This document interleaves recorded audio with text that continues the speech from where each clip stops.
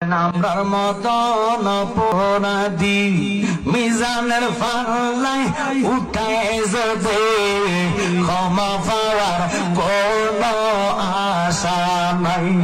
নবী যদি তোমার নিজে কোলে ক্ষমা করো এই গোলাম রে, পার হইবার আশা যে রাখি।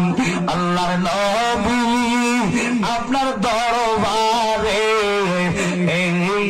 স্বামী নবী হাজির হইয়াছি।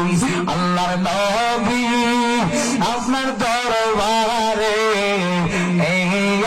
স্বামী নবী সবাই হাতে বেরি পায়ে করি এই আসামি ফেরোয়ারে, আপনার কোটে নবী সালাম হইয়াছি। তুমি নবীর মহান এজলাসে জাবিন পাওয়ার আশাতে এ গোলামরা কান্দি দিন রাত। আল্লাহর নবী আপনার দরবারে